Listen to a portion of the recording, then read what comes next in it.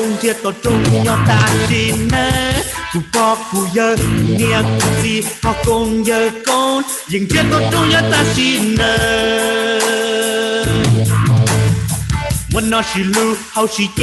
ตูปืออีตูตูรอลูตูดาลูตูยาวโอลูเนยกาเชียลู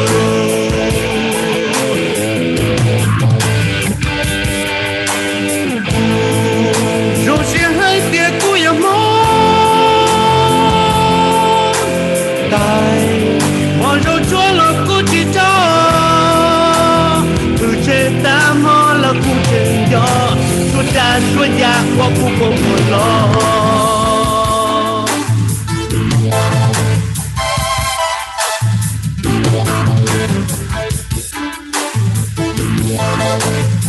ít cứ cha chi lu chi li một lu neng cho lu tin neng cha về con đã lu neng của chúa lu kia cả chú tu kia cả ha cho phụ tổ ca của châu pha tổ lo và phó sẽ chia bao sẽ thua là đê thua thay tê ô luôn nơi nhau ban đi này dây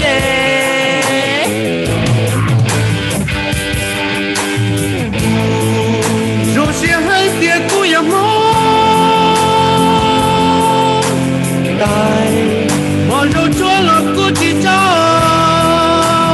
từ trên ta mò là của trên gió đã suốt nhà qua khu vực một lo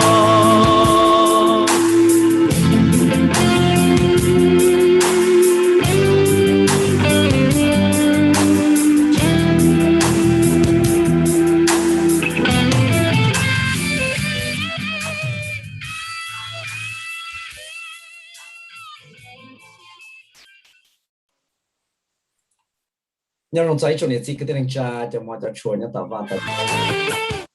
trong Minneapolis thì lì luôn trong trái nhân được chuột chuột ở bên tan trong sẽ đại nhau sang Minnesota nó thì trong không sẽ đại nhau thông ploy lúc thì Jamaica thì hồi nhau trong lì lúc thì thời thì trong xuyên chi nên lúc là Thursday là nhân thì brown tại cái qua hậu lử chỉ ta lên đại nhân nu lúc chuột lì tị chuột trong học hành gọi học program là cái gì thay số cho nó lon tại luôn trong Minneapolis thì cái phong you the Hmong radio broadcast WIXK ichi cho sun tilo ba chang thene ting lo sa tu cho wa nyaw to lun trong seng phong ho ki shi than hun no ya lon da ho program pu ti than de thiên lu bei hu wa ku lun trong Minneapolis khia lin da ne jaw ne wa ji ya de ne ja nya ta wa ta che chi tong long pe do pe shi tha thiam long pe shi zo lu ne je tu trong la ta pe shi tha shi zo lu ja nya ta ho lu la khi ka radio thia chi ta lin da cho trả chế lại lòng lòng bê sĩ thản muốn bê sĩ thản cho kế sĩ ba nhau họ luôn trong Minneapolis xử lý hu và rent help Minnesota thia rental housing lìa dàn nhau họ luôn trong Minneapolis cho kế ba thêm đi vang đi chế thia ba và dù là một sĩ thản cho dù cho đi vang đi chế lúc chạy nhau nhau xe tại nó còn sĩ thản nhau là số hốt cho nó đó cũ do ý đồ phương của họ lựa cho cũ nhân đó luôn trong Minneapolis họ có chơi hu và lúc sau họ lựa hu community planning thì economic development do KD thuộc bên cả tụi thì ở giờ DD Walker này giờ ít tụi họ lựa nhau họ regulatory services nhau tạo luôn trong Minneapolis thì tụi mua nếu mi ya tụi số hốt cho nó thì giờ chạy lựa được bớt đó hiện tại tao này cho anh em gì nhau số hốt cho thì to ấy lúc thì nó mua ở chỗ bớt thà số hốt cho nó thì kiến nó cái họ cái ship ba tạo luôn trong Minneapolis bên luôn trong Minneapolis này mua trong nhà thì chỉ muốn nó thì bây giờ thà cho rent help Minnesota thì rental housing liaison li bắt đầu thà cho cái ship ba cho thế thì bạn thì chỉ lúc xí họ mua được cam mò là giờ cái chọn nhẹ là tiền u linh tới cái ship做路một trong đó luôn trong Minneapolis hay cho cái và sau và sau chế là thìอยู่thế thì bạn thì chỉ nhỏ ít tôi giờ chỉ chúa nữa nè hai linh đạo này giáo này ở chỉ bây giờ thảo lúc mong chỉ cho lúc khi lúc nô của nô ở tập trung nhiều và họ luận cho của nhau tổng trong mình nhập là sao và lúc mong và lúc ăn kít ở đây chỉ cũng mất xài lúc mong chỉ cái mà tết và lúc mong lúc ăn kít chỉ từ mùa này mình mà mùa này xài và lúc mong trở nên sao đóต่อการใดอย่างนี้สับป้องจีเที่ยวหูกูดูสต้องเจ้าอีออเปอชาออีไปสุดเจ้าอีออเปอชาออีไปสุดเนี่ยแต่กูรู้ดัวแล้วต่อกูรู้ไปหัวไมค์กูอยากสิ่งยาอยากตัวเชื่อใจเนี่ยเราเขารู้เชื่อว่าเขาหรือหัว community the neighborhood department nhau được tỏ luôn trong Minneapolis là giờ tiền neighborhood the community relations department nhau luôn trong Minneapolis sẽ chỉ được cho mong lo giá là khám mình thế rằng thiên lựa cho năng tạo đa nhau được bên luôn trong Minneapolis hay cho hậu bên chợ của hậu lực này ở trong sẽ sẽ tỏ từ mùa nhau mình thiên từ phong you Katie thiên từ phong you Didi tôi được city Minneapolis so welcome to Didi and Katie on Hmong Radio. Our targeted audience, our listeners are happy to see both of you and having Sister Naomi on air to help interpret. It's an awesome conversation that we have on a regular basis. So I will be asking to introduce yourself, but just want to kind of provide a logistic before we start, is that the questions I have, I will ask in English, then I will translate in Hmong, and then you will respond in full. And Naomi will then translate in Hmong, and then we may have follow-up questions. So I'll welcome the both of you and Sister Naomi to introduce yourself, starting with Katie, please. Hi, thank you. Can you hear me? Okay, great. Good afternoon. My name is Katie Topinka. I work for the City of Minneapolis in the Community Planning and Economic Development Department, and I am the Policy Research and Outreach Manager for that department. Nhớ trong thiên đó nó cũng bị hùa Katie Topinka thiên giờ cũng có họ lần nhớ trong trong Minneapolis thiên chỉ tại nơi cũng có ít thứ họ lần nhớ nó có địa chỉ cho nhớ nó đó địa lúc gì cho thiên ba phần đâu có địa chỉ tại chạy nó họ địa cái như thế thì ya cho nên nó nhớ trong nó. And good afternoon. I am Demetrius Didi Walker, and I am a rental housing liaison, and I work in the Department of City of Minneapolis Regulatory Services. Nhớ trong tại sự thiên đó nó cũng bị hùa Didi chỉ là thì hùa Demetrius Didi Walker thiên bây giờ tôi sẽ chế do là tôi ta rồi thì cái va chế lô lý do thì và thả ra của mấy cái thế nào va chế lô thì rồi nó thì của họ lựa nó không. Thank you. What your door Didi theo Katie ga. Nên cho nhiều chỉ nên bao hạt địa chỉ lý thầu một tổ cam technology nhớ đó bên sáng Minnesota từ chú sáng là từ governor nếu tàu mua ít cho chạy cho là một hạt địa chỉ bút cho chú chế lâu chỉ li mua cho nên tôi sau cho chế nhau là lâu cho tờ vì thì cho nên là thể trong cái vam đi chế cho lòng tờ cho cái tổ cam càng là COVID của chúa nó là từ cam bé ít bao từ cam coronavirus cho nên đó cho chạy nó thì là một ba thì thái trồng năng sử dụng nhớ đó họ lúc sáng mình sẽ được tăng cho thì khi cho chạy nó là một ta đó lúc xa liền tụ tỷ y là chỉ ta chỉ nó mua ít cho chạy cho là một bi cho chạy đó cho chú chúa là cho chú chế là mua chạy là một và mua cho năng chế tạo cho chờ là tế vật chế hoặc là sau đó nhau giao hạt tiền tụi năng được teach tạo này thì còn đến lúc nào biết cái lý sĩ thật cho đó Katie thiên đó để mới chơi là đi đi cái hạt tiền cái yêu ba thế cái văn cái chế giao hạt tiền có teach tạo vì làm được tụi cam mốc COVID của chúa nó là giao tiền cho cái mốc pay tại nó này cái ba nhân được rent help men là do rent help Minnesota nào hay trong nhà thế chỉ ta lên tới đi nhớ rồi đó luôn trong Minneapolis hay cho cái sau chế nhớ đó họ lúc trong Minneapolis này để cho năng của tin năng chế năng của cái sau chế để có một tàu giả tới bằng cái chọn nhị thì là giờ làm một chuột cho cái sau chế này có giờ thì to thì chả cái giờ đó là sĩ thà thì chả này thì ba tờ này là gì khi lên tờ này cho nên ông nhiều chỉ khó nói giờ lúc họ phía bị sĩ thà lúc nào cho cái sĩ ba cho cái thể cái bạn cái chuyện trong khi đi thì anh đi cái này cuối cùng cái lúc thì cho Katie hay thì còn nếu bác kia hay thì có eviction moratorium off ramp nó nhiều đã chỉ là Katie, can you first questions to you, can you help explain what the eviction moratorium off ramp is to our listener? Yes, thank you. So the eviction moratorium has been a safety net to those who have been short on their rent during the pandemic and has protected people from being evicted. The eviction moratorium off-ramp is a law that ends the executive order that paused eviction actions and lease terminations at the height of the COVID-19 pandemic. And the off-ramp, which is in effect now, begins a process of allowing landlords to terminate leases or file evictions. So from now until October 12th, 2021, a landlord must provide a written notice at least 15 days before filing an eviction action for non-payment of rent. The notice needs to state that the renter household may be subject to an eviction action, list the amount of rent owed, and provide contact information for renthelpmn.org and 211. And the important thing to remember. Sorry, Katie, I'm just going to stop you off at that right now. Sure. And then I'll go ahead and interpret it. Yoko, show here, hay to call eviction. Mình mới đi off-rent nó thiệt của thằng mình chỉ thiệt hay cho nó còn nó thôi ý là mua sách trái nhá là nó sách trái này sách trái ở đâu một kỳ thấy cho nên ở sau và sau chế nhau thiệt thì chỉ là mua tại chỉ là nó có off-rent rồi cái này dàn tới này giờ ở giờ chú chế là chú mua sách trái ở là muốn thiệt cho nên tới là giờ là tới họ học chế thiệt ở giờ lúc chế là sau tới thì chỉ là mua có off-rent nó sai tới thiệt là sách trái để là mua lời mua chơi tờ lời do thì chẳng tờ này giờ lời mua cho chân là chơi tờ lời chị do thì tờ thầu là mua chơi tờ lý nào lời chị này cô do mua cho chạy là cho chữ chế hoặc là mua cho chạy dù là chị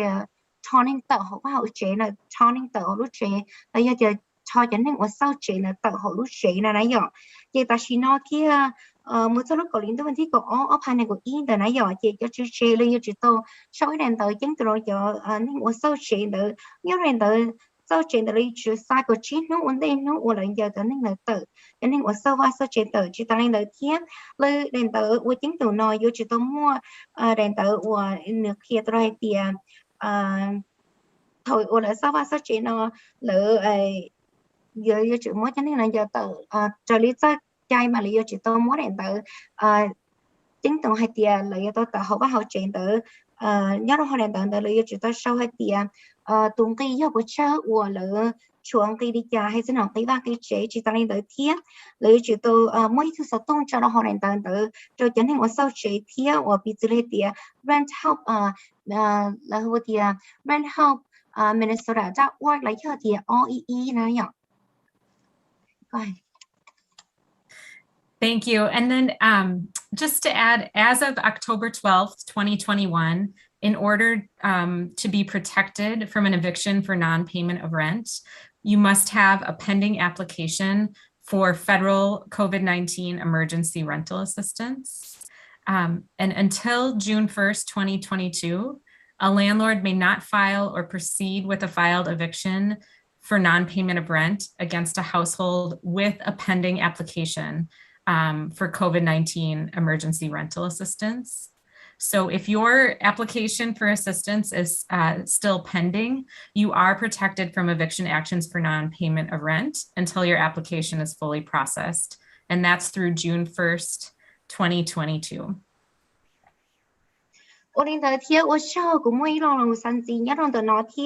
Ta chỉ nói một đâu cổ liên tới bên thi cổ ó trong áp hai này của yên từ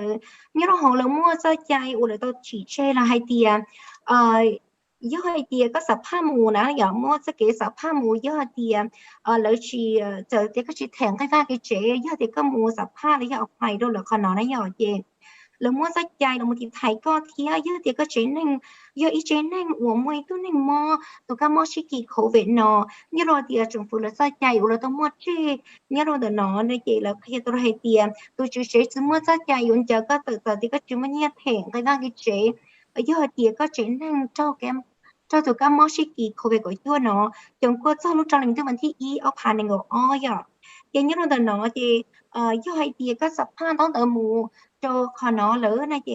rồi hay tiền lấy chỉ tao chỉ tỷ là do chỉ tao uốn cái chân nó đỡ tỷ là do tiền là chúng ta tỏ nhiều họ biết tài lô lấy ta tỏ biết lì cái chân nó đỡ xin này chị có chuyện năng là do tiền có chuyện năng là do có trợ lý tao của mình chạy nè mà cái đi nhỏ trở lại nó chỉ là mua cho chạy nó là một cái thái co thiếp ô tôi chỉ gần giờ chỉ tao có từ vì hay tiền là nó có các ta sắp phát đón từ là một thọ lấy tiền là một mua cái thì thái ta chạy là thái co thiếp cái cho chỉ lấy cái từ tiền cho cán trong hay tiền còn là nó nếu một giờ tiền có công trong lợi chuẩn lý có cho nó là chỉ còn nó nếu ta chạy là một trong đua lúc trong những thứ văn thi ý ở phần này của ý trở lại trong đó cái lúc đó nó cũng有 KD 的lúc时候我们做在那了么我做在都在去接那了么cho nên giờ thì chỉ thành cái bạn đi chế anh chẳng tới nó tôi đi ya tôi nu ya từ tôi ya cho chỉ chế thì mình tại chạy cho let me be saying làm sau và sau chế Katie, this question is for you. During the eviction moratorium off ramp, what can renters be evicted for? I mean, if you could be specific on some specific reasons, that would be helpful. Sure. So currently under the off-ramp provisions, evictions are allowed for certain reasons. Some examples are if a renter is seriously endangering others, or if a renter is significantly damaging property, or if they're violating state law and allowing certain illegal activities on the premises, like having controlled substances or stolen property on the premises. Evictions can also happen for non-payment of rent for renters who are eligible for COVID-19 emergency rental assistance, but refuse to apply for it or refuse to complete their portion of the application, or who refuse to provide a landlord with proof that they applied for the program.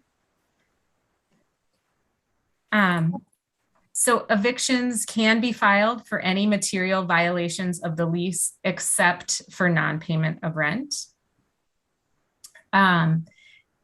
if you receive an eviction notice based on a material violation of the lease, you can seek legal advice by calling Homeline or Mid-Minnesota Legal Aid. Do you want me to read those numbers? So the number for Homeline is 612-728-5767, or their website is homelinemn.org. And for Mid-Minnesota Legal Aid, it's 612-334-5970. And then I'll go ahead and interpret. All right. Okay. Only là thì hay cho nó khó off-ramp nó lúc sao chạy nhau nó lúc hay tiền xử lý tiền cho chế đâu cũng mua chạy giờ lấy cho tiền sao cái chỗ này sao chế nó tự trợ lý cho cái chạy trợ lý cho chạy cho tiền trợ lý cho cái chậu là nhớ đâu này nó thiếp bị xử lý hay tiền chỗ này sao chế đó nếu mua tới giờ mua cái phát sinh cho luôn lên là từ thiếp lời cũng mua sao chạy giờ tự thiếp chỉ ta nên đợi ở đây là tiền trong chế là dạo chỉ cho cái cho trái cái dạng rồi nó là quê mua sẽ chạy dần chờ tới chỉ ta nên tới thiết cho nên ở sau và sau chế ở thì thổi chạy lấy giờ thì ở thì thổi chạy chỉ cho cái cho chạy giờ tôi nữa tới thiết mất bị sự là hay tiền cho nên chỉ chua rồi lấy tiền mua cái dạng khổng luôn nhiên là rải đó họ lúc ba lúc chế nữa là cô giờ cho họ mua sẽ chạy giờ nên sau chế nó tới thiết thế thì là tao muốn cái là một hai chị nên ngồi chỉ thẳng mấy ba cái chế là quý muốn sao chị giờ là tự thiết để chỉ mà do hai tia cho nên sau qua sao chế bông trâu là hai tia là sao cái or bác chủ nào hùa tia khâu về lấy cho tia tụ cá mò xí kỳ lấy cho ít chế nên ít tôi nên nhớ học chế nên nữa mua tụ cá mò xí kỳ khâu về nào là là mua như thiết cái một phát thì lúc này ba anh chị nó rồi chế nên nói nhớ nói gì lỡ cô mua khoản đợi cái chị ta nên đợi kia do hai tia tụi này từ chế cũng mua sẽ chạy dọn giờ là đợi kia do hai tia là chỉ mua cái cây cổng tề thì hai tia chỉ đó lì đó thôi cả tia lâu là do hai tia chỉ cả mua bỏ thơ đâu là đâu đóng đợi uống nào rồi tụi chú chế sai hai tia lấy muốn sập hai lại tia lâu lấy trong bây lại tia lại lâu tia rồi nó chị tụi này sản đưa cho tụi này chú chế lấy từ chú chế cũng muốn sẽ chạy ở tiền giờ tôi nên sao chế nữa từ hồi lúc vào lúc chế thiết ส่วนสีเทียหยอดได้รีนอละมูโดไฮเตียขอวัวชิมเนี่ยเถงในว่าเคยเจ๋ได้รีนอเทียจากขนาดนั้นก็ยอมมอถ่ายนอเทียเท่าว่าเตียเลยตัวมอลินเยอะเตอเลยเตียมตูนตัวนี้สวัสดิ์เจ๋เลยว่าไหนนั่นตัวนี้ก็ในเตอวีเตียในจิว่าจะเลยจะรู้ชาเจ๋ชายอดเชลเลยยอดที่ไหนแต่ว่าตัวสวัสดิ์เจ๋ย้อนเลยนะเจ๊เนี่ยทีนี้ก็ใส่จานแต่นั่นเรานี่ก็ใช้ได้เทียยิ่งมีหัวตัวเราต่อ home line ระยะเดียแล้วก็ home line hot line เนอะแล้วตัวสัตว์ตัวเจ้าอีชาอีชี้ชาเจ้าชาแล้วสินี่มันเราต่อเราเข้าเว็บไซต์ย่อ home line mn.org จุดนั้นที่นี่หัวตัวเราต่อ Minnesota legal aid เทียแล้วตัวสัตว์ตัวย่อเจ้าอีเป๊ะเปล่าชี้จัวชาปลักจ่าส่วน One last thing to note is that starting on September 12th, so in just a few days, evictions can happen for non-payment of rent by renters who are ineligible for the COVID-19 emergency rental assistance and who have outstanding rent. Chị ta nói thiên thì yên thì luôn nói thiên vấn đề nó đối với chúng ta có ổn được do bên hồ lần đi nào là xin do các trong hai tiền từ chữ chế nếu muốn sẽ chạy những giờ đi từ giờ từ nên một sau chế nữa từ ý nghĩa thì chỉ muốn nghe là một thằng cái nào hơi chế chị ta nói thiên giờ như cũng muốn sẽ chạy những giờ từ nên một chỉ muốn vào một chỉ muốn nghe cho một thằng cái nào hơi chế làm được một bị gì hai tiền lỡ chỉ tao nhia làm được lấy ra thì chỉ tao sắp ha để nó tự rồi chọn nhia chia là một ba rồi chọn hình mua tụ các món khẩu vị của chúa nó giờ mua nhia chia là một ba thể người ta cái chuyện này nói vậy đây là tổng đây là cái nụ kia đi thì chọn nên của ta non nụ tư trâu và làm một vụ trâu chế tạo này nụ lúc vào lúc chế là我哋來咗幾巴，係因為啲天嚟，好冇來幾話一到但亂中來呀，啲嚟咗幾好冇咗幾種呀。Kitty, the next question for you is: what can people who are possibly facing an eviction right now for non-payment at this point, what can they do? Right. So the most important thing for people who are behind on rent right now is to get an application submitted for emergency rental assistance through Rent Help MN. The easiest way to do that is to go to renthelpmn.org. There is a paper application that is available as well and can be requested by calling 211. People who are eligible for this emergency rental assistance should apply by October 12th. After October 12th, people can be evicted if they do not have a pending application for emergency rental assistance. ขอจริงๆใช่อย่านี่ว่าให้เจ้าหน้าแต่ฉันจะจะนี่ว่าสวัสดิ์เจ๋นี่ไอ้ที่มันมูสับผ้านี่แหละตั้งแต่làมูทอกวนเนี่ยเนาะกวนเนี่ยนะอย่ากวนเนี่ยว่าเดี๋ยวป้าจะนี่ว่าเจ้าถูกการมอชิกีเนาะละเทียหยอกเจ้าขนาดเนาะเจ้านี่เป็นมูเนี่ยตั้งแต่นี่เป็นสาตัวนี่ละเตาเทียนี่หูตัวสัตว์ต้องอีlà tàu thiết là mà sao tôi này chỉ ta lên tới nên mua họ rent mn cho ôi là tàu thiết nên phí với mình một phí ôi này đang tới sắp phát một thọ của nhiên nó là ba này thẹn nên nó phải chế thiết nên mua chồng cô xong tôi lúc còn những cái vấn đề còn từ đây nó do nó cơ cho chữ va chữ chế lấy cho chữ chế là giống như sẽ chạy ở phí giờ này tự họ lúc nào chế đây là nụ tận đây nó cứ nụ kia đi thì giờ lên đó ở lý tất nó cho nên ở nơi cho chạy là giờ tiền một phần chuỗi một thóc và quan nhiên là cho là một ban này thì gì vàng đi chế nhà họ Rent Help Minnesota nó giờ lên từ Katie, who is eligible for this assistance program through Rent Help Min, can you explain that and maybe give us some example? Yes. So the most basic requirement is that you must be a renter in Minnesota. And in addition to that, there are 3 eligibility requirements, which are based on income, financial hardship, and housing instability.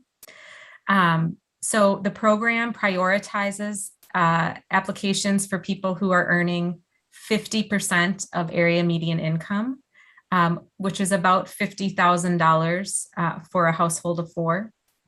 But it serves households earning up to 80% of area median income, which is just about $80,000 for a household of 4.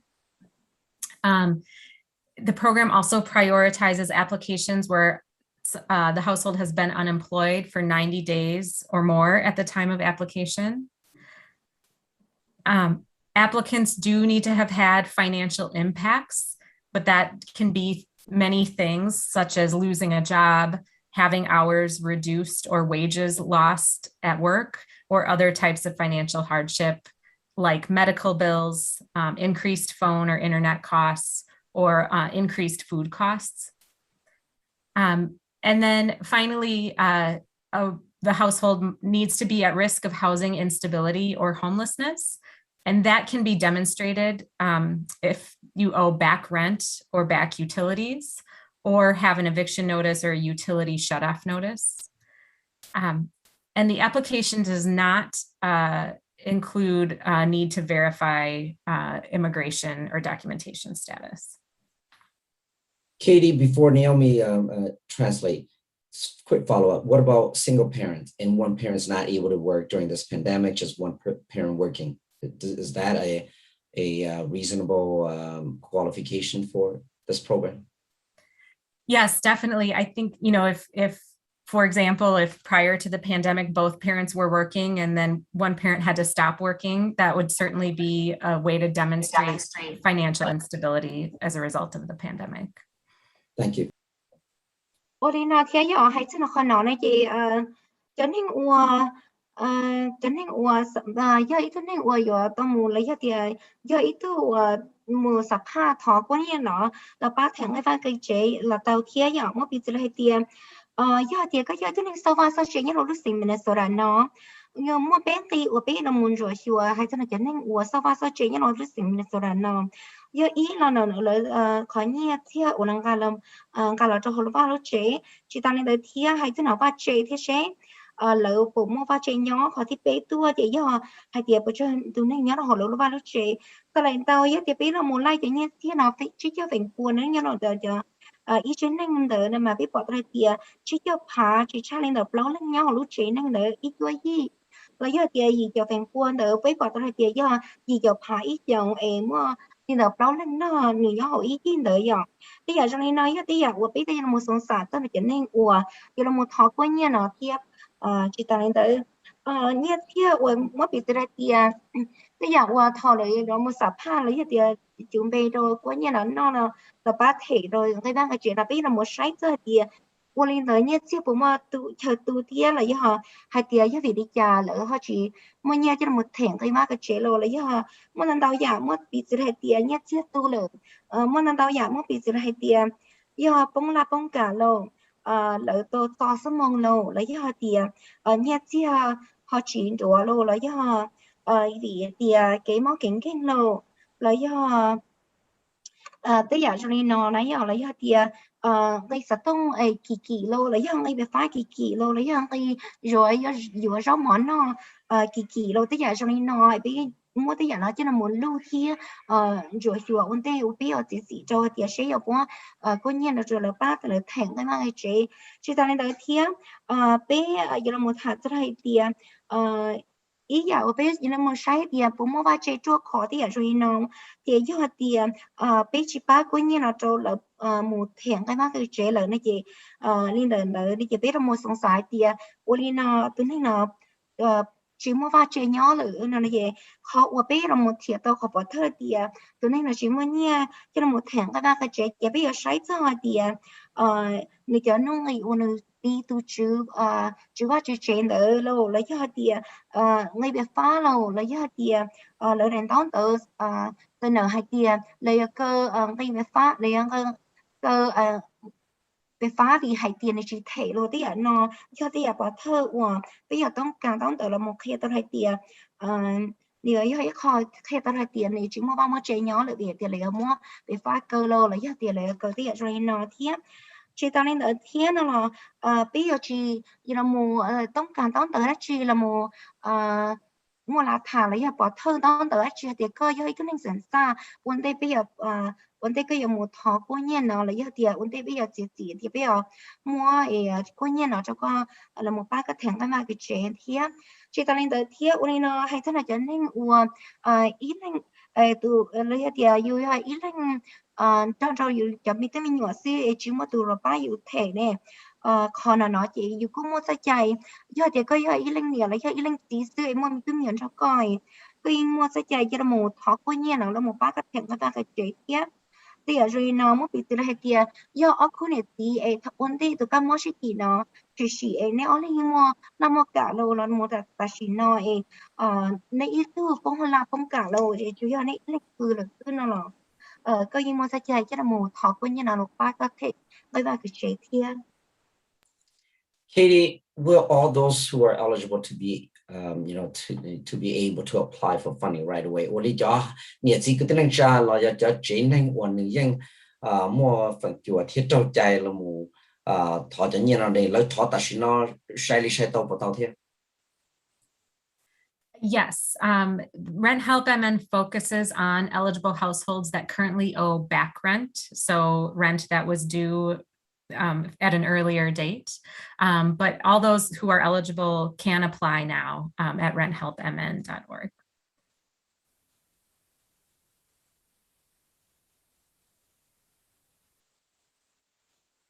Okay. Hay chứ nó còn nói thiệt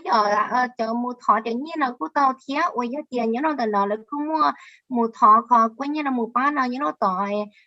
helpmn.org thiệt. Katie, how much financial help does the Rent Help MN provide? Cho nhiều chia và nhớ họ Rent Help MN này là họ có bán bộ đi trả, họ đầu tiên họ trực trong đi trả. So the program can pay for back rent and utilities that a household has incurred since March 13th of 2020. And it can also pay up to 3 months of future rent at a time. And the total amount of assistance cannot exceed 15 months. So a household, if they have applied once and did not receive the full 15 months, they can reapply up to 15 months of assistance. The amount of assistance provided depends on the individual needs of the household. So there's not an upper limit to what someone can request. So you should ask for what you need. Ở đây nó thì hay cho nó tiền như chia ba lỡ thì đang người vay cái chế thì giờ khăn đó chị hay tiền lỡ cũng mua như chia ba xử lý này tiền chỉ cho nên là cổ chế lúc thì đó sáu giờ tiền lấy tiền cổ chế lúc thì đỡ mất xài là tiền cho li ô giá tăng nó chỉ tao thèn đỡ là mua đồ tiền lúc lỡ mất xài là tiền lúc đấy thì tôi ấp hai cổ lúc bé này tôi bản thi của bé được một số phản ảnh gồm đó là cũng thảo cho nó thì bé lúc lì rắn đây thì là cũng mua nhá chỉ là một vài đó còn tới thì chỉ bút cho nên là có chỉ lúc lì chỉ tăng lên đó thì ý trên này thứ là cũng giờ thì là sắp ham mua là mua cũng như là tôi là nó giờ thì chỉ tôi cho nên là có chỉ lúc lì đó là đã có một thọ cũng như là một bao là tàu thì cho các giống hay thì do thì nên trong cả là ba này thằng cái mang hay trẻ các thứ nó lọ như mình thì sau mùa lý do sắp phát trong mùa rồi. Katie, what should one expect throughout this whole process? Right, this is pretty quick and it had a really close deadline coming up. What documents do people need to bring with them to show? Hay cho hay thì ta xin nói này cho họ chính của yêu thọ quân nhân này cho nhiên nó ba nó này họ dùng để giải thích cho nên là trong đông tàu của yêu chuẩn ba thì yêu chiến thành ban ngã cho yêu trong một thọ cho nhiên nó này yêu học thì thế giải thích. Yes, the main requirement is that you be able to show that your income does not exceed 80% of area median income, or to show that you're income eligible for the program. It can be demonstrated in a number of ways. If you live in a specific zip code where the average income is 50% of area median income or below, if you qualify for other assistance programs where the income qualification is similar, examples of those are SNAP or MFIP or general assistance. You can provide your 2020 federal income tax form, or you could provide current pay stubs or your unemployment payments. So those are all ways to show your income, but if you don't have or can't access any of those documents, you can also attest to your income. And that is also true for showing financial instability. You can attest to that in the application. วันนี้เราเที่ยวให้สนองคนเดินเลยจีจะต้องเติมสลันเตาเจนี่ก็ระยะเตียมมั่วก็เจนจะขั้นสองให้เตียก่อนนี้จะเนี่ยเสียจีชอเราเช่าเลยขออีกจะเป็นปูยังลองเติมเที่ยวหยอดยังลองเติมจีตอนนี้เติมเที่ยวพี่ก็ละมือสาชอพี่เขาละมือถ่ายชอเตียcho nhớ là cho rậu lấy cho tiền tranh trả của có nhóm đỡ thiết nhớ là có dịp khẩu lấy cho tiền là cho rậu đỡ chỉ chắc lên đỡ gì cho phần buôn đỡ chỉ biết chỉ là muốn lúc không nào thiết chỉ tao lên đỡ thiết biết đâu tao thả cho là tiền cho nên ua tao chạy xong có nhớ thiết là đỡ xong khâu thiết bị từ lấy tiền nạp lô lấy cho em tệ lô lấy cho nó sẽ bây giờ rồi nó thiết là một rồi tiền cho nhớ thiết chỉ điện này cho tao đỡ ua xe này ốp hàng này gạo đỡ là biết cứ là một sai tiếng nhật rồi nó còn gì thiết chỉ tao lên tới thiết giờ thì có chuyện mua cho nó là nó là giờ thì có cho từ chế lo thì rồi nó là bây giờ họ là một tính lối chế tức là từ tàu thiết hay thì ý lý cái tàu như lý trả là một loại cho lý trả tới cái xứ là tàu thiết này nè giờ rồi để đón tới của cái giờ sắp thăm. Thank you, Katie. What can people expect after they submit their application? How long would it take? And where how does the money, how does the dollar support when? Where does the money go directly to? Does it come to the renter, or does it go directly to the landlord? Sure, thanks. I will answer that part first. So in most cases, the money, the payments go directly to the landlord, which is what is required by the federal guidelines. But if a landlord refuses to accept payments or is unresponsive, then an applicant may receive the payments directly and make the payments on their own behalf. วันนี้เราเที่ยวสลันเตาเจจะเนี่ยเสียจะเลยเดียลูกของไม่ว่าเช่เดียลูกที่น่าจะว่าเช่นมาจะเนี่ยน่าซาไปรอต่อตัวจุว่าจุเจเลยเที่ยวแต่ชีสลันเตายอดเดียตัวจุเจเนี่ยนี่ชีเต้แล้วยอดเดียนี่ชีอยู่แล้วยอดชีใส่คนเนี่ยนะนะเจเป้มาเลยมาซามูโรดตัวเนี่ยว่าซาว่าซาเจเที่ยวซื้อเจเนี่ยเราคอนเทนต์เที่ยวเจ And then in terms of what someone can expect after they submit their application, the application will be assigned to an organization that processes the applications. So they'll review the application and the documents and verify that you meet the program requirements. If the processors have questions about your application, you will receive a follow-up request, either from the online system or a phone call or email. Your landlord will need to be contacted to verify information. And then by applying online, you do receive login information so you can check the status of your application. If you need help checking the status, you can call 211 for assistance. วันนี้เราเที่ยวให้สนองคนเนาะยอดที่นี่สภาพอย่างต้องเดินไปโดนเลยเจียสลันเตาเป็นมวยลูกของหงที่เราหมุเขียเที่ยวลีจังต้องเดินเนาะยอดที่นี่อาชีพเนี่ยเราตัวใจในชาติเราเราเที่ยวยอดที่เราต้องการจนใช้ตัวต้องเดินเลยยอดเลยลีต้องเดินเมื่อเรานุ่งได้ชีเลยยอดที่เต้าเนี่ยเที่ยวหรือยอดหูนาเนี่ยสนองจังต้องเดินวัวเราต้องการเที่ยวจิตตอนนี้เดินเที่ยวยอดเที่ยว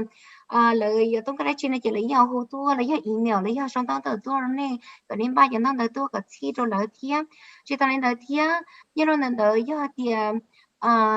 lời tao cho tao tao lời giờ thì các tông cái ba đã chỉ lời giờ xã bao cho nó thì lời lì nó tao cho tôi nó để sau ở sẽ đây khu tao cho OEE. Thank you so much, Katie, for coming on air and provide this awesome and needed information about Rent Help Men. Greatly appreciate your time. Thank you for the good, wonderful work that you're doing on behalf of all of the residents of the city of Minneapolis. What you got, Katie? What got tôi sống mong radio nó tôi thà bây giờ làm một business rồi bên nông theo của châu cho họ lựa cậu của ba rồi số lên số tù nè, so feel free to stay on, or I know that you have another meeting to jump to, so thank you so much for your time. Thank you. Thank you, Wacho. Didi, my next question is for you. What should renters in Minneapolis now know now that the eviction moratorium has come to an end? Hay cho bây giờ lâm mới biết rằng nhất tổng trong Minneapolis và ta chỉ nói là ya chỉ trả ya và lấy yếu chủ báo hay cho cái và cho chạy cho tổ chức chế nó mua chạy là mua cho nên giờ tạo ra thị trường người bạn cái chế là ya thì ya lấy chủ báo. So while the moratorium has come to an end, there are still protections in place to help renters stay in their home. So number one thing you should do if you are behind in your rent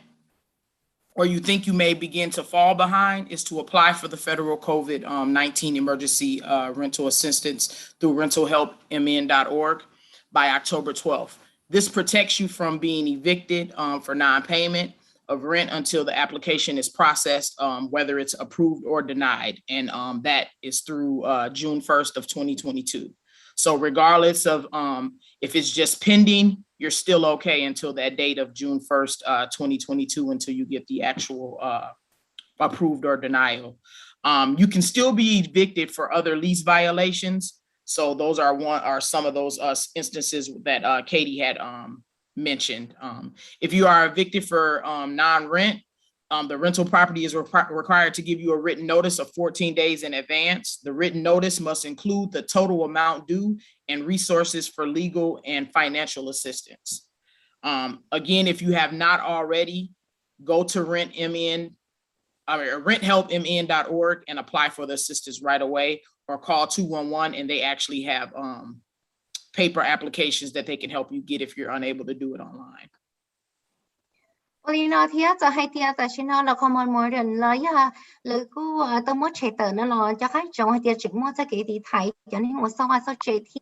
วันนี้tôi nhớ hồiนี้lúc ba chạy chỉตอนนี้tới thì khó chính chính chấp đời này chuyện cho khách chồng hay thì này chỉ tôi muốn sắp hàng là để đón tới thì giờ thì này chỉ muốn nhất thiết cho một tháng này mà hay chạy lời thì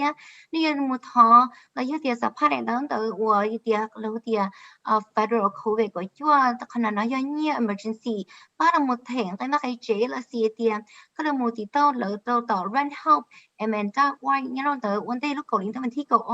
do các anh chồng tiền giá chạy nữa giá chạy rồi thì thầy có thầy cho nó sẽ kế sau và sau chế của tụi chế đi chúng nó sẽ chạy rồi giờ có tờ giờ thì có sắp phát này nó tới nó tiền cho lỡ thì tại tiền lỡ nhiều approve lấy giờ tiền là do mua có nhiêu là có là tiền mua có nhiêu là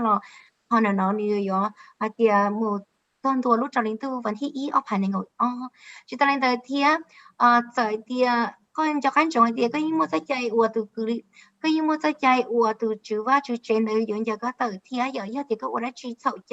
อวดชื่อเจอของเหมือนใจจะรีแต่งตัววันนี้ตัวเจ้าlưuเช่เลยจุดอะไรแต่เทียเลยก็มั่วใจย้อนจะนี้แต่เทียเยอะที่นี่ชื่อแข็งมากเลยเจเทียแล้วยังเลยจังตัวแต่สิ่งที่ขั้นจงให้เทียตัวนึงว่าsau đó sau trên đời yêu chỉ to mỗi lần đó tuần nên tôi chữ đời yêu chỉ to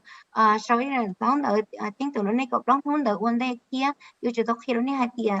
tụi tôi yêu lấy chào one day to thể kia chỉ ta nên tới thiên đã có hai đôi là một hai tia nên có một trâu là họ rent help em mình ra qua lại tàu thiên lại một thọ họ quên như là một ba này cái sản này tàu là chỉ khu tôi sẽ tung oi ý alien thiệt cái ba đó này thiên một ba này sắp hai đến tăng là cái sản này tàu. Didi, if I'm a renter, and what if I want the inspector to know about a problem in my property, but I'm afraid of retaliation from the landlord? You know, a lot of people are going through that. So please explain this. Yeah, the kuya itu ku sau chuyện nhỏ này ku sắp có tu inspector bao hay thì tu nên tu ku vào ku check bao thì ku mới học tới mạnh nhất để ku lúc vào lúc chơi ku sau nhỏ này là thì cũng trai trả anh chỉ ku tu chơi này ku kia đó là ku tu chơi họ quan lý giảm mất ku giờ tàu nữa ku yêu quan lý giảm ku thiên cho kịp ba. Yep. So first I wanted to let you know that reporting a violation and being retaliated against for reporting is illegal. So if you have an issue in the home and the owner or the management company hasn't responded, once you've sent out those notices that you need repairs, you can report this to 311 and this will be directly sent to an inspector to come out to your home to check it out. Once they're out there, if you feel like the notice goes out to the owner and they forcefully are saying, hey, you know, we found out you reached out to the city, and now they start trying to send you out eviction information or saying that you have to leave the property. That's a form of retaliation. So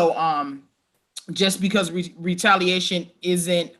it is illegal, it doesn't mean that it isn't happening. So if you have any questions, or when you call 311 and you mention that, they'll directly send those cases to our team, our liaison team. Otherwise, you can also contact Homeline or Legal Aid, and I'll give those numbers. So Homeline's number is 612-728-5767, and Legal Aid is 612-334-5970. Do quan trọng hai tiền do quan trọng hai tiền nhớ nó thì do hai tiền đây là một tiền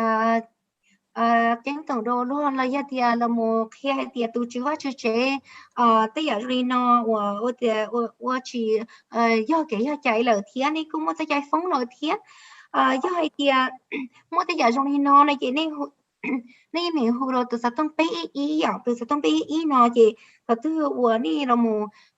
phong lỡ lâu là giá tiền tại trả lỡ nữa rồi cái này mà phong lỡ nó là tụ chữ chế này chứ mất cái chạyอยู่เราหมู่tại trả nàyอีอันนี้นี่tạiนะอ่ะbây giờ rồi nó làวัวchỉ tàu thì chỉ có cái giá chạy lỡ rồi cái này chỉ có cái giá chạy nó chỉ tao chạy tao lại tiền bây giờ nó chỉ chỉ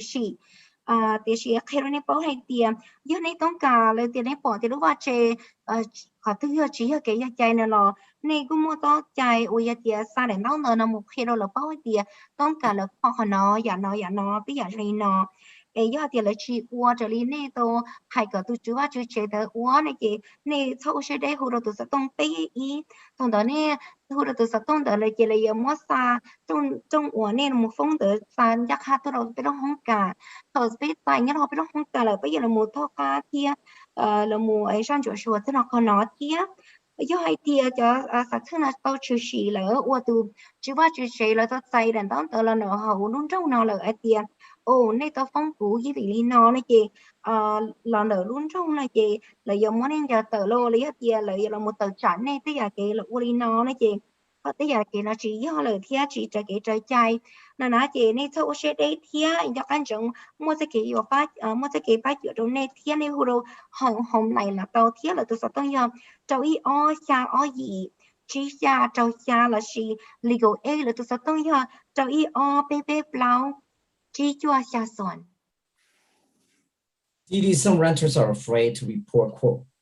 code violations because of their immigration status. Some are mixed status families. Some may not have all of the documents, and so forth. What should they know about this program, that this support that the city have?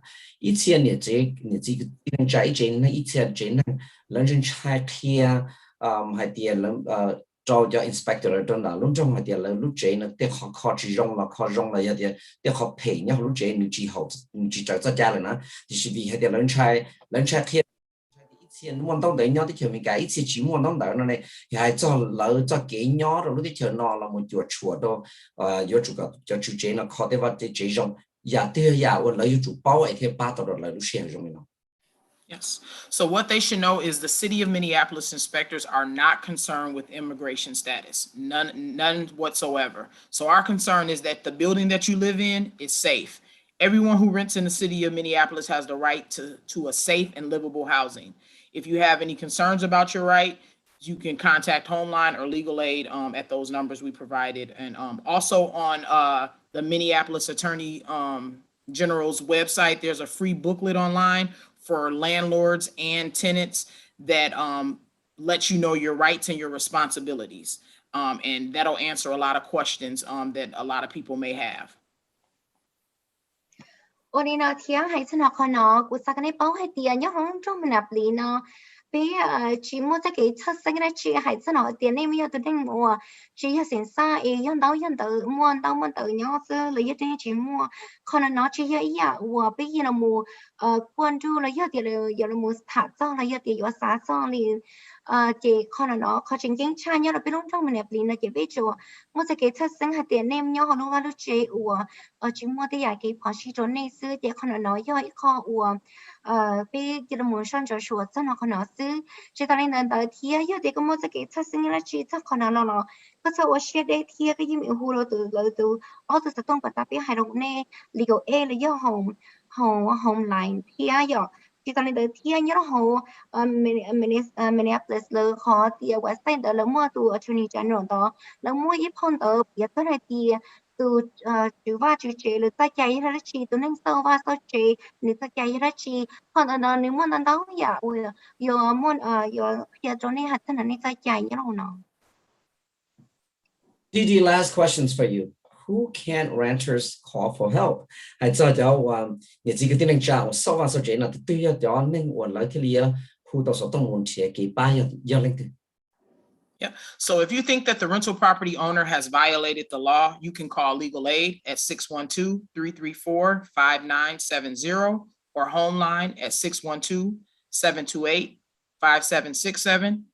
If there are problems with your home's condition or you are afraid of retaliation, you can contact 311. We'll get you that will get you directly in contact with one of our inspectors who could come out and check the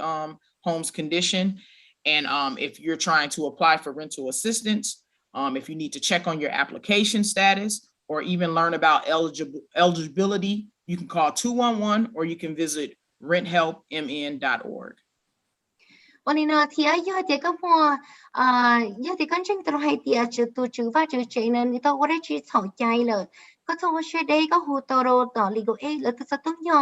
เจ้ายี่เป๊ะเปล่าชี้จั่วชาส่วนแล้วชีก็หูเราต่อโฮมไลน์เทียแล้วตัวจะต้องยอเจ้ายี่ชายี่ชี้ชาเจ้าชายอดเด็กก็จริงตัวเดียรู้ว่าเราเจนชีสียอแล้วยอดเดียชีรู้ว่าเราเจนchỉ cho cổ mày chạy lời thía nó gì có thon trai lấy giờ thì con trai phong tụ chữ ba chữ trên lấy vì thì con trai thì chạy về lại là một tờ trả co thâu ở xe đấy khu là tụ sẽ tông pe ý chỉ ta lên ở thiên cho khán chồng là một sạp phát cái này đang tờ là một thao quấy nhiên là một ba cái thèm cái này cái chế thiên có cái mù xây cái này nó đỡ thì sẽ là lì ta hỏi là giờ thì có sao bao thì có bồi giờ là giờ thì có chuyện đang bồi giờ ít hơn nên là giờ thì bồi tao tài quá nhiên là một quá cái kia tao sẽ đây hỗ trợ Thank you so much for everything that you do and your team. We are grateful for you coming on air and share these critical information to our listener on air on Hmong Radio. And greatly appreciate the work you do. Please enjoy the rest of the afternoon. Thank you for coming on air. Yes, thank you. Thank you for having us. Thank you for trusting the city of Minneapolis and giving us the platform to be able to speak to the public and give them this vital information. It's very critical that people understand that this information and this help is out here for them to use. So I really hope that people are using these tools and these resources to make sure that they can stay in their homes. Thank you again for having us. Thank you. 我叫这个我个整也没啥，今年那龙背的么的也得说贴起了，他们被剩下的包在那看那，古正都来贴，讲到的那些贴出要我都还那里要么坚持着说出来做都贴，是的那的贴我叫这个贴我个整没啥，今年那背那么他贴团的那个话贴几些贴啥的有没啥，今年那么啥怕贴他过年那么把啥的，个了么把么这贴，一个了其他种就得好不好这贴。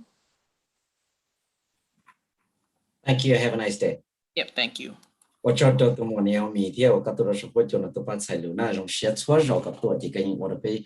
中风式的种写的去。Thank you so much。我叫人家说那样。OK， 先知道呢。chỉ ta lên đó kia rồi này cháu này, tôi chỉ luôn chỉ kia rồi này chat tới rồi này, hay tiệt hay trong tất cả mọi COVID của chúa nó, kia rồi này hay tiệt chỉ là lúc Friday ta thôi lò là gì cho chúa phần buông để cho tin rằng là ta đó cho nên nhau lúc sáng Minnesota lúc họ chỉ luôn trong Minneapolis, 我要搞志向的时候你到真正的到在也是说的在一公错了，那一公错也一叫做不反过人被弄成明年不是这叫搞之前的时候到在一公错的台都干嘛口搞做呢，就也一叫做反过，反正通不了被弄省了，就也下叫二反过呢，但是呢你整mua và cái hệ địa ý họ nên cú sản đầu ý họ nên cú sản chơi, nhà đâu biết lúc sinh mình sau đó nó mà chỉ cho phần bua một trâu giờ cho mình cái chỉ cho phần bua chỉ cho point ý phần bua chỉ cho ý point off phần bua thiết cho block point chỉ phần bua rồi cho nên của mình cái đu thiết cho nên India thiết mình cái đu thiết mấy nhớ đồ họ lu sinh mình sau đó nó là từ đầu giải lý ý công chúa xa đồ là ba tỷ thái được cái món nó lại thì chỉ lấy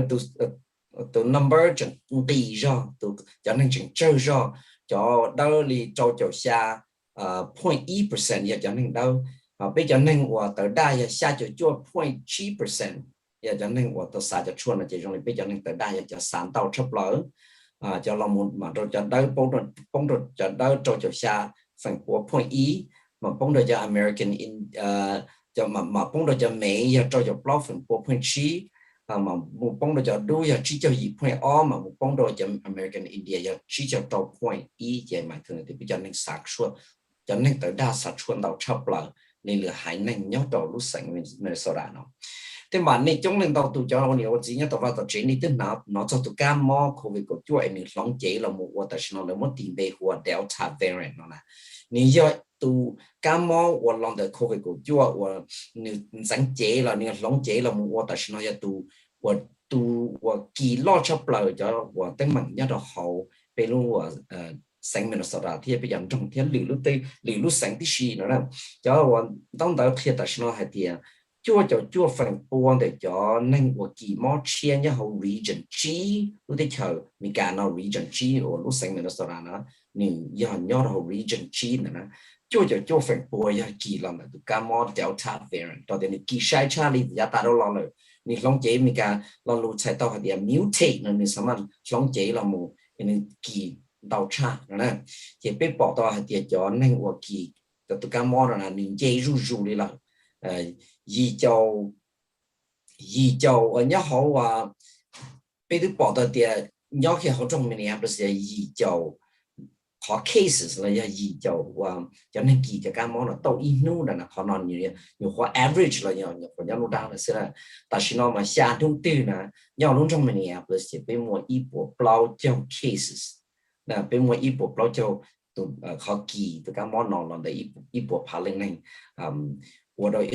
号我写出来，然后再继续记ตัวการมองกินกันเนาะchỉ tao nói khi đó này hay thì tụi các món là nửa kỳ tô mù quan tàu lần tàu tù mò tụi không phải của chùa là chỉ gia đình tàu giao luôn trong Minneapolis nó chữ thì cho nó chữ nhau luôn trong Minneapolis thì tàu có chủ cột số lần số tụ có một sĩ có vắt chế là cho chế nó lo cho biểu hiện của họ lười cho chế của họ lười làm tàu ấy giờ tụi chữ chùa làm tàu luôn trong Minneapolis有主到弄这么，那弄我谈这么好，台环叫环住录 mass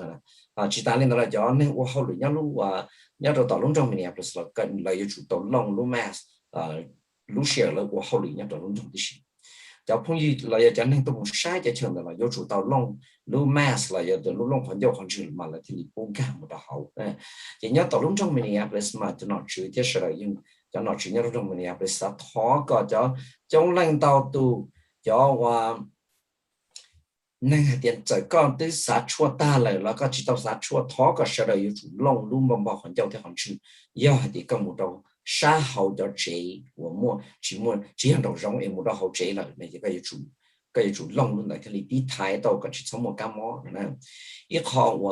chẳng chấp lại là một tí thái từ cam mó nào mà giờ thì có chỉ tao政治到木啥工作的态度干嘛了的，一个一种啥工作的，为工作的也好， mua cho chấp lời và như là một tí thái tàu đó có giờ kim tụ cái món này là chỉ cho họ có yếu tố tàu rồi nè khi họ nói được nên cho nhiều gì này cho bây trong phong sự đời cho và chỉ tàu xa công chua nó thó cái này chúng ta xa công chua nó của tí bom tàu tàu lên tàu tụ và chỉ tàu xa công chua nó xa công chua nó trong tụ cái món là chỉ thì lý cho bây giờ được chỉ là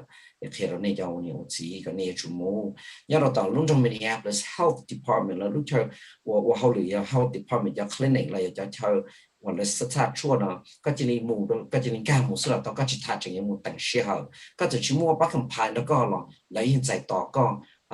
chỉ mua ID là chúa cha nó là ID là tiền bán là bây giờ mình lúc đó tiền bán bắt chậmตัวเลยbây giờ ID là giờ có đại license driver license có chỉ mua cho nó có một số là chủ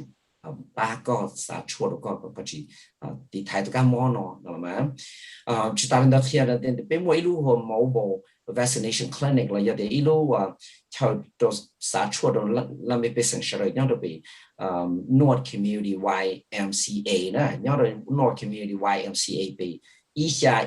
West Broadway Avenue thầu bao tỉnh trọng độ một xa tỉnh trọng độ là Monday lúc chua thì tỷ và năng cầu xa nó một trăm đô lúc Monday lúc cầu thì tỷ cầu gì cho tin năng là giờ chuyện điện gì cái tin năng trả sau đó là giờ mình tung nhiều cầu xong đó cá sấu nè ấy có cho chỉ tao xả chua có một xã bị nè bị một chua công chua Pfizer ý công rong hàng là một chua Pfizer xã đó có bút đầu xin là để cho nên cho mình nhiều và cầu ở trong đó các số một xã cho chua nó thì hiện đến chỉ tao xã chua tháo đi một xã khả năng ít khỏi rong hàng nè cũng một lý do lý do kế và có yếu tao cho chua lòng thì thấy cái là xã công chua thì thấy tụi cái món nó nếu bút đầu đó có sự nè giờ thì các xã bảo lì nhớ được họ chơi là chỉ có một đầu họ vaccines là .gov là giờ thì vaccines.gov và các một chia hậu lại mua nè là một khi đó có hay thì công chua là nhớ được họ từ để bây giờ nhiệt chỉ cứ tên trà nhớ số của chùa là thiên trồng bông sợi đời nhớ luôn trong Minneapolis thiên nhớ luôn trong sinh hoạt thiên lệ luôn trong giờ thì có chỉ tao xa công chua nó thó nên một xã công chua nó để thiên là một tí thái tao nên đâu cho nên sợi đời thiên này chuyển thành thiên lệ lăng để tụ giờ thì nhiều bao thì nhiều mua món lại sau một kỳ đây cho cái tên trà mỗi tụ khen cho là một giải cho một nhau dù ít lần còn thầu và trợ lý CDC là Center of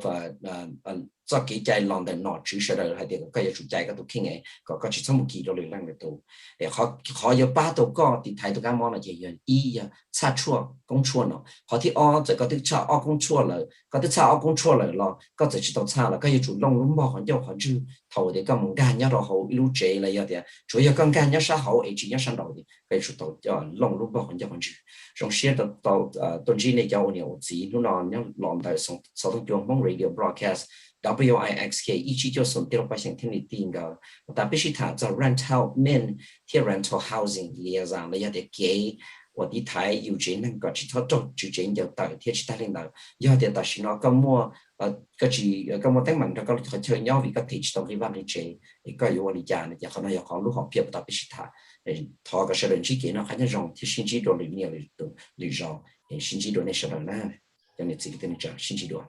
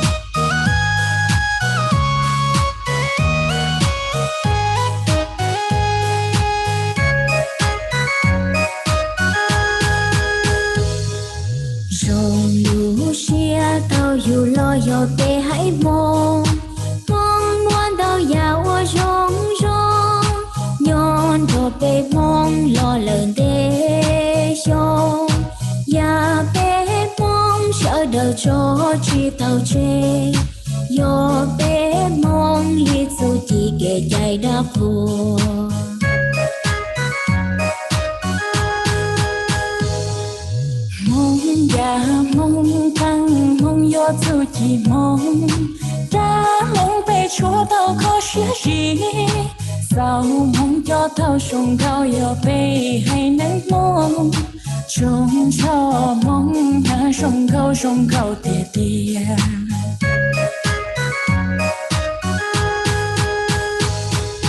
mong lu ba chia bây giờ trên chúa đâu ya lo dễ chân nó ý ya đã yo cho nhu từ xin trâu rong chia ra cha tia si sau cứ sau kỳ ua kê